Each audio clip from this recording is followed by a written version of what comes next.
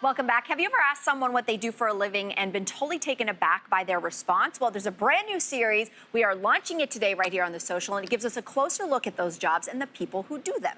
So joining us now to kick things off is Linda Doyle. She's here to tell us about her fascinating forensic career. Welcome, Linda. Hi. Okay, Linda, we're going to start off with a basic question. What is your fancy-dancy job title? It is Forensic Genealogist. Which, again, sounds fancy-dancy, very mysterious. So describe exactly what that means. What is the work that you do? Sure. I reconnect adult adoptees with their biological families. And say if you take a DNA test and you find out your dad isn't your dad, I help reconnect you with your father. So I also do work with law enforcement, identifying unidentified does and assailants through DNA analysis. Wow. But I understand that you weren't always in this realm of work, right? And that this career change was actually quite recent for you. So can you tell us a little bit about what you were doing before? Yeah, I was working in music. So I have always done forensic genealogy, at least for the last 10 years. And I knew that I was going to pursue this full time. I just had to get confident that I could go out there and do that. And then in December 2019, I made the decision to go full time, and then the pandemic hit. But what was great is that people were turning in word during that time, and I found that I got a lot of work. So it worked out for me. Well, this is really cool. So you were specifically a band tour manager. So how do you leave that full-time gig and then go and decide to make the leap to forensic genealogist? Was there any connection or path that was shown to you that you could do this full-time? Yeah, I mean, my mother was a genealogist when I was growing up. So, I'd always grown up, around that environment. But, tour managing for bands, I solve a problem every day. Multiple problems.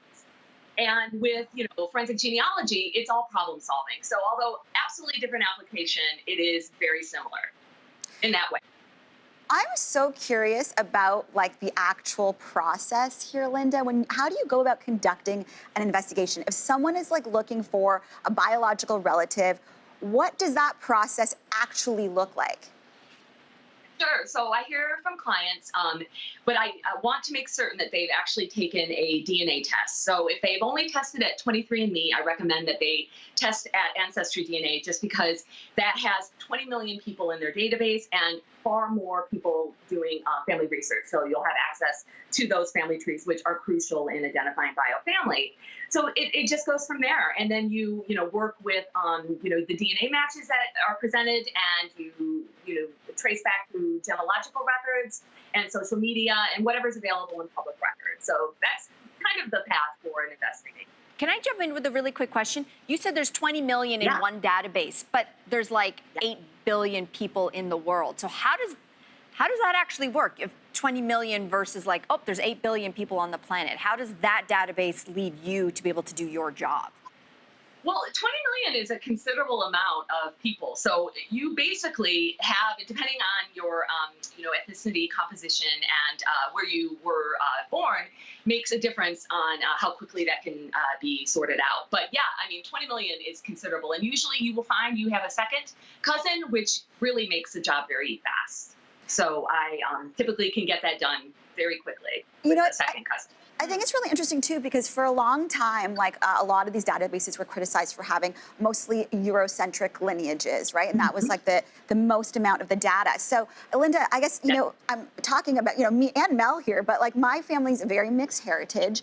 My parents were born in East Africa. Their parents were, but before that was maybe India. There's stories about Persia. My last name is Italian.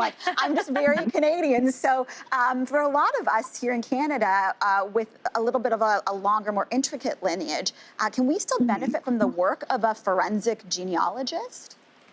Yeah, absolutely. I mean, it depends on the amount of people from the population that have tested and the availability of genealogical records. So, like I said, 20 million people.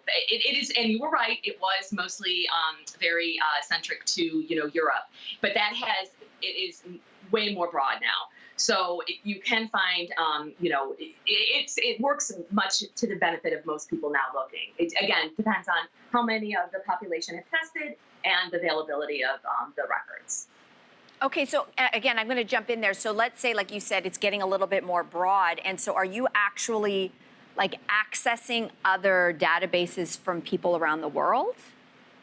Yeah, I mean, there is, of course, there's a lot of different genealogy platforms like Family Search, which is very global.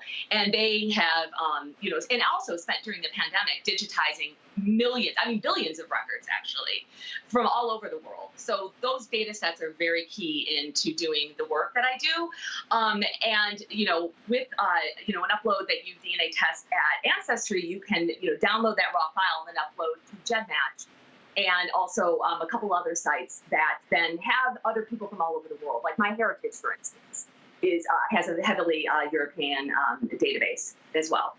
Fascinating. So I know that some of your work is also with helping in police cases of different sorts, whether it's missing people or if it's homicide cases. And as we speak, we know that it is a whole generation of internet sleuths who are on the web, but they're also on social media platforms like TikTok. Big stories in the news right now of people who have become like these internet detectives.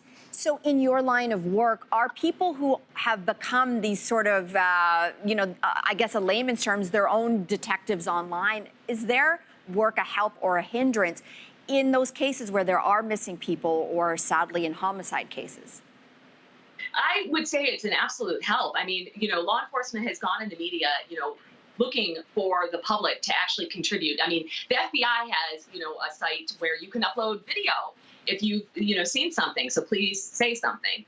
And, and you see in the Gabby Petito and Brian Laundrie case that, there are a lot of people on TikTok that were sharing video and stories that they had with Brian. And I'm certain that helped with the identification of Gabby's body in a very timely manner. So I think it's a great help. And I love that it's, showing that, Gen Z, there is an opportunity for investigation that does not follow the law enforcement path or FBI path, that you can come and work as a forensic genealogist, because that gives you, a much broader group of things to work on. And it's pretty awesome.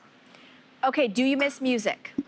Yes, of course I do. And all my Canadian friends that are still out there on the road, and I miss it very much. What's your go-to playlist that you play when you are searching somebody's heritage and their DNA? Oh my gosh. I listen to a lot of classical music now, which is kind of crazy considering the, music that I come from. But yeah, and a lot of alternative country. I like that too. Alternative country. Very cool. Hey, Yeah. Linda, what an absolute pleasure. Just a fascinating career that you've shared with us. Thank you so much for telling us about it. Everyone, we're going to take a very quick break. Don't go anywhere. We'll be right back after this.